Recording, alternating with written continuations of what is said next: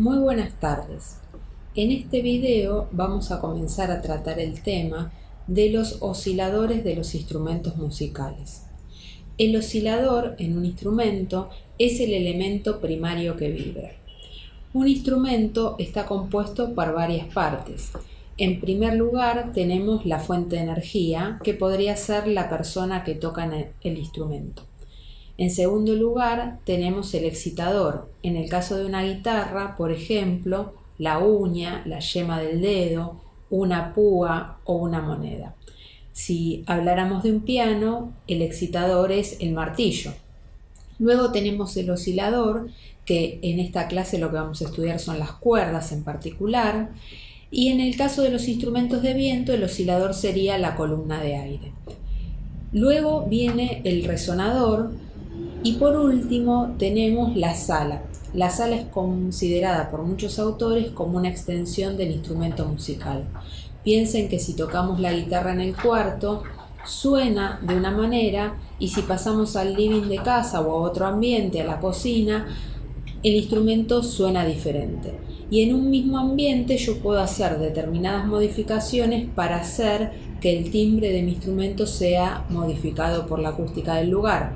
Por ejemplo, en el living y la cocina, abrir o cerrar la puerta de la cocina para integrar o no en el espacio, o en el dormitorio abrir o cerrar la puerta del placar para integrar o no una superficie absorbente al recinto y por lo tanto modificar de esa manera la acústica de mi guitarra o el sonido de mi instrumento musical. Estudiemos ahora el oscilador. En este video o en esta clase va a ser la cuerda. Supongamos que yo tengo una cuerda amurada a la pared de mi casa y la sostengo firmemente y genero una perturbación, o sea que la muevo muy velozmente. Esa perturbación va a viajar por la cuerda, llegar a la pared y volver hacia mí. Como vimos la clase pasada, de acuerdo a la superficie, a las características de la superficie límite, o sea, a las características de la pared, la señal o la perturbación va a volver con mayor o menor cantidad de energía.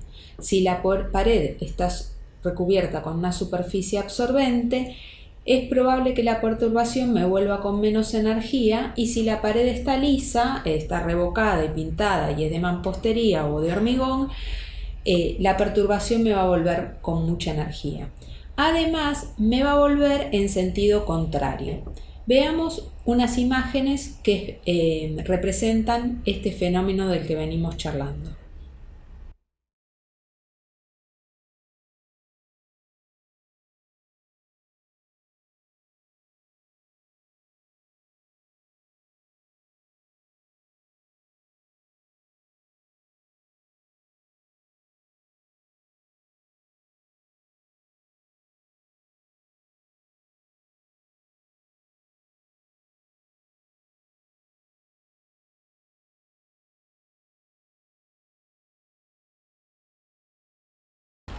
Supongamos ahora que a la cuerda de mi modelo de cuerda amurada a la pared, yo le modifico uno de sus parámetros, la densidad lineal, o sea, la masa por unidad de longitud, y genero exactamente la misma perturbación que en el ejemplo anterior. La pregunta en esta instancia es si ustedes creen que la perturbación va a viajar más lentamente o más rápidamente que en el caso anterior. La respuesta es que la perturbación viaja más lentamente, o sea que la densidad lineal de mi cuerda va a modificar la velocidad de propagación de esa perturbación que yo generé en el ejemplo, o de esa onda solitaria que está viajando.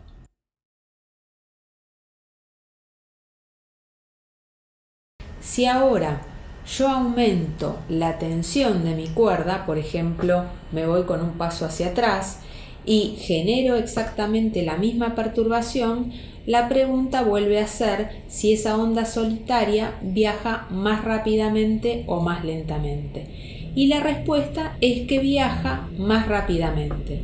O sea que la tensión a la que está sometida la cuerda es otro de los parámetros que modifican la velocidad de propagación de esta onda solitaria por mi cuerda.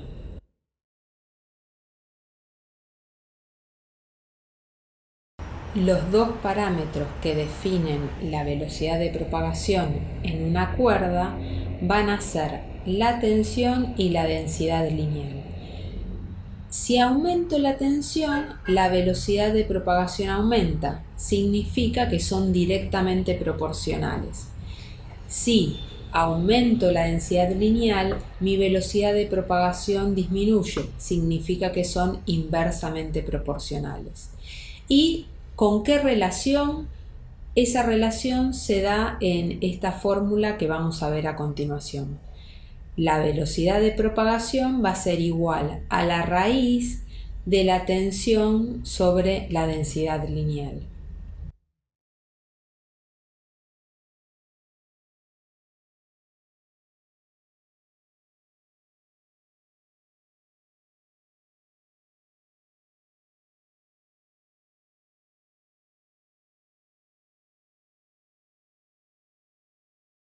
Veamos a continuación un video que muestra cómo se mueve cada una de las cuerdas de mi guitarra cuando yo las toco.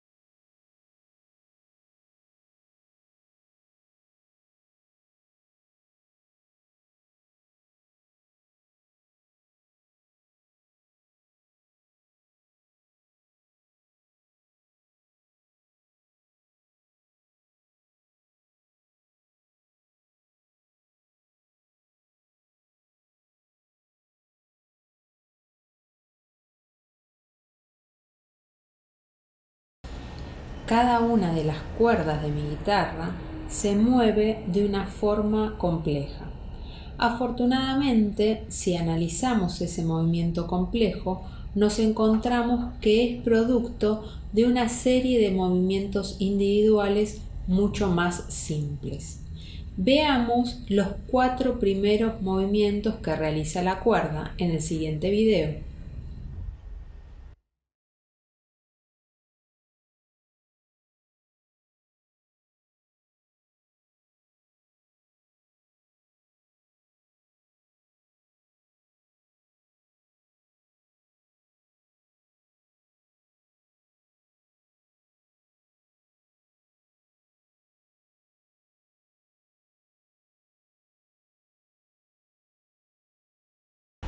Estos movimientos individuales que realiza la cuerda y que todos juntos forman el movimiento que visualizamos en el video de la guitarra se llaman modos normales de oscilación. Son movimientos que se cumplen bajo la condición de que la cuerda esté anclada en sus dos extremos. El primer modo normal de oscilación tiene la siguiente forma. Podemos ver que en los extremos la cuerda está anclada y se mueve alternativamente hacia arriba y hacia abajo.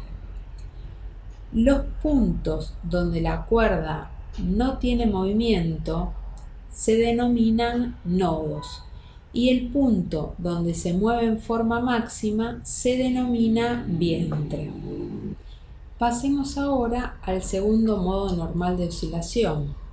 Tendremos de nuevo los extremos fijos, pero ahora el movimiento de la cuerda tendrá un nuevo nodo en el medio y dos vientres que vibran alternativamente hacia arriba y hacia abajo. Volviendo al ejemplo de la guitarra, hasta ahora tenemos un modo normal 1 y un modo normal 2 que se superponen y forman el movimiento resultante que vimos. A estos dos modos se le va a agregar un modo normal 3, en el modo normal 3 volveremos a tener los extremos fijos con sus nodos y tendremos dos nodos más, ¿sí? Los nodos parten la cuerda en distancias iguales. En el modo normal 3 vamos a tener tres vientres que vibran alternativamente hacia arriba y hacia abajo. En el modo 4 vamos a tener los nodos en los extremos, tres nodos intermedios y cuatro vientres que vibran alternativamente hacia arriba y hacia abajo. De acuerdo a la elasticidad de la cuerda que estemos considerando, podremos tener muchísimos modos normales de oscilación. En este caso estamos viendo únicamente 4. Todos los modos normales de oscilación que ocurren en la cuerda se superponen y generan el movimiento que vimos en el video de la guitarra.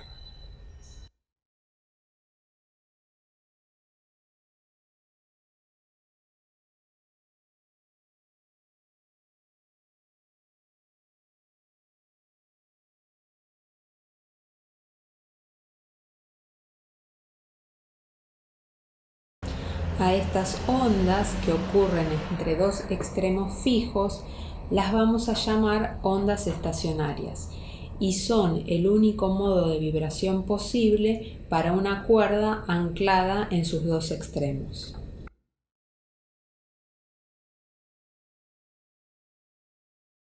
Volvamos ahora a continuar estudiando el modo normal 1. La cuerda está en reposo, en un momento comienza a oscilar y se mueve alternativamente hacia arriba y hacia abajo durante un intervalo de tiempo X. Significa que el movimiento que realiza es periódico y yo podría identificar la unidad mínima del movimiento que se repite. Si mi cuerda está en reposo, basta con que vaya hacia arriba, hacia abajo y vuelva al instante inicial o al punto inicial. Y eso completa un ciclo del movimiento. A ese ciclo del movimiento yo lo voy a llamar longitud de onda. Y en mi modo normal 1 va a corresponder a 2 veces el largo de la cuerda. Veamos unos gráficos para ejemplificar esto.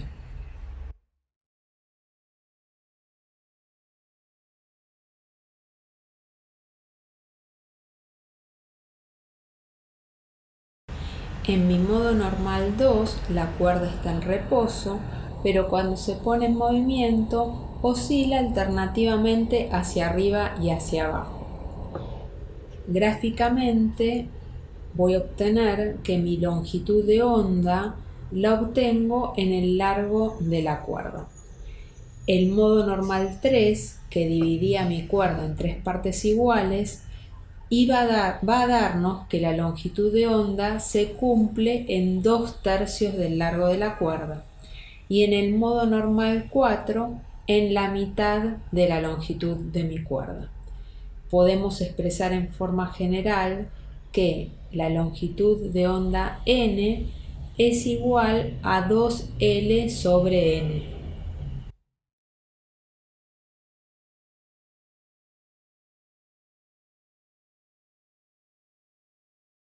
¿A dónde tratamos de ir con todo esto? A identificar cuáles son las frecuencias con las que vibra una cuerda. Vimos en la clase anterior que hay un vínculo entre la frecuencia, la velocidad de propagación y la longitud de onda. Dijimos que la velocidad era una distancia recorrida en un intervalo de tiempo y dentro de los contenidos de la clase anterior a esa distancia la relacionamos con la longitud de onda y al tiempo con el período de la señal.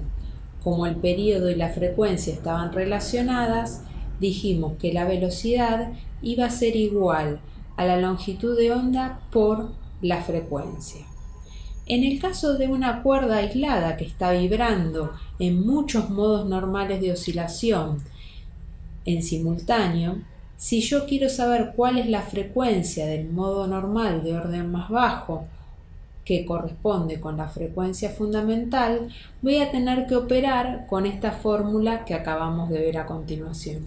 O sea, voy a relacionar la velocidad de propagación con la frecuencia y con la longitud de onda. La frecuencia es lo que quiero averiguar. La longitud de onda dijimos que estaba relacionada con la longitud de la cuerda. Como lo que yo quiero determinar es el modo normal de oscilación, o sea, la frecuencia fundamental, me voy a quedar con que la longitud de onda es igual a 2 veces la longitud. ¿Qué me falta averiguar? La velocidad de propagación. Si recordamos del comienzo de este video, la velocidad de propagación era igual a la raíz de la tensión sobre la densidad lineal. Entonces, con la velocidad de propagación y con la longitud de onda, puedo obtener la frecuencia de mi modo normal de oscilación. Y también voy a poder obtener las frecuencias del resto de los modos normales de oscilación. Ya estarán intuyendo que esas frecuencias de los modos normales de oscilación para el caso de la cuerda anclada en 2 puntos van a corresponder con los armónicos que estuvimos trabajando hasta ahora. O sea, van a corresponder con las frecuencias de los armónicos de nuestra serie armónica.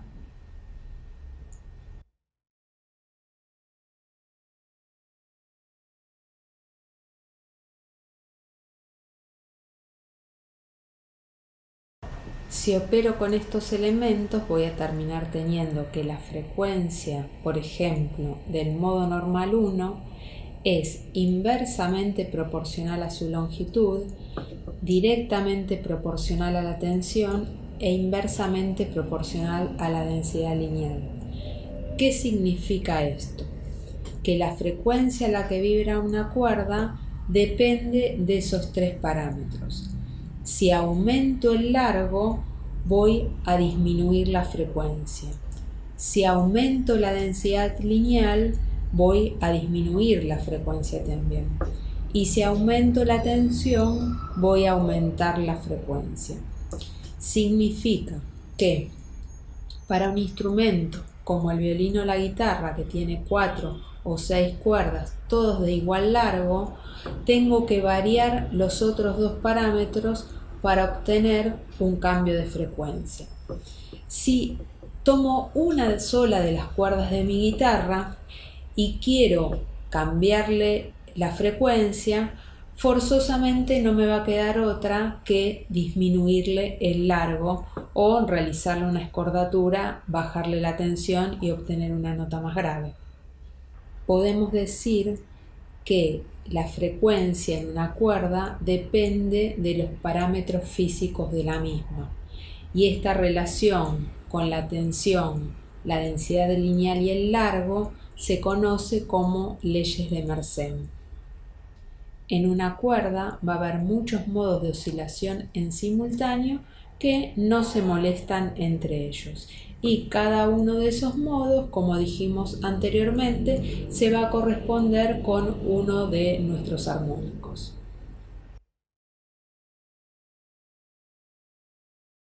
¿Cómo incidirá en el movimiento de la cuerda el punto en el cual yo la toque o la pulse o la percuta?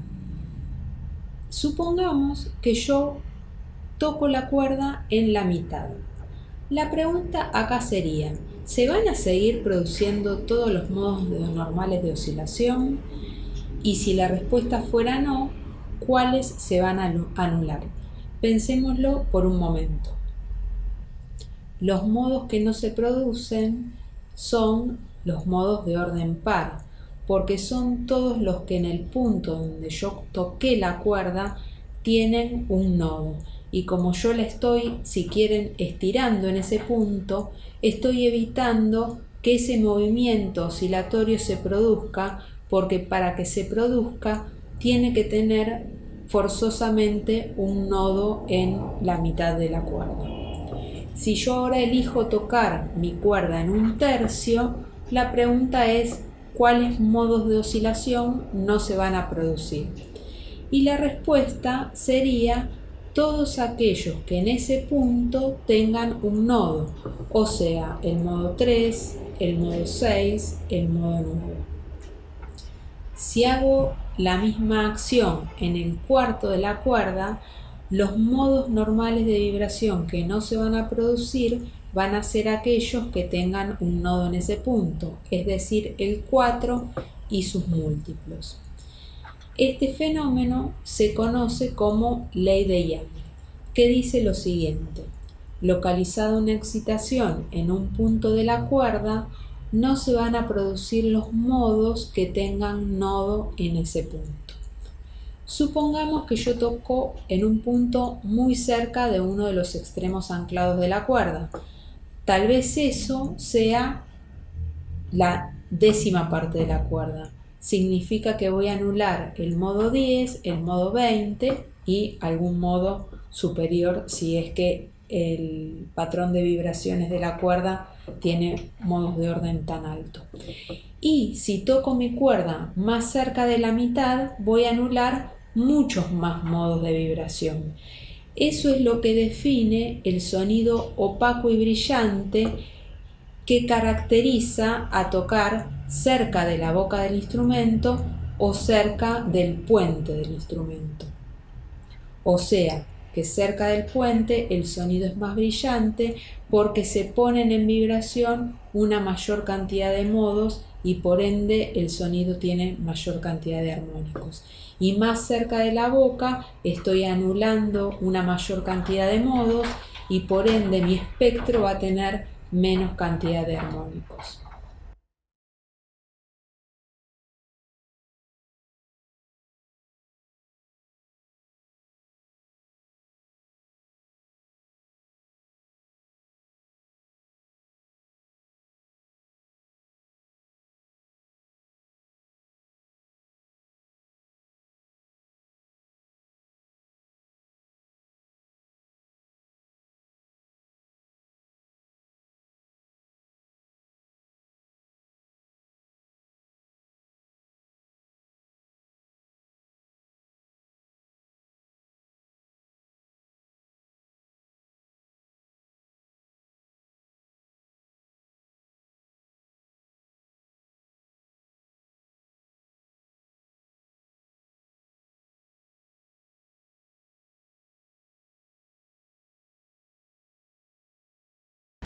Existe también una relación entre el tiempo de contacto que está el martillo con la cuerda del piano, por ejemplo, o la yema con la cuerda de la guitarra y la cantidad de armónicos asociados. Más larga la duración del contacto, más pobre en armónicos superiores, porque quedarán excluidos aquellos de periodos más cortos que la duración del contacto.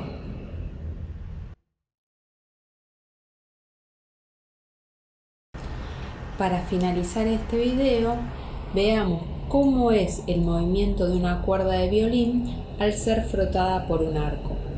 Esperamos que el tema les haya resultado de interés y nos vemos la próxima semana.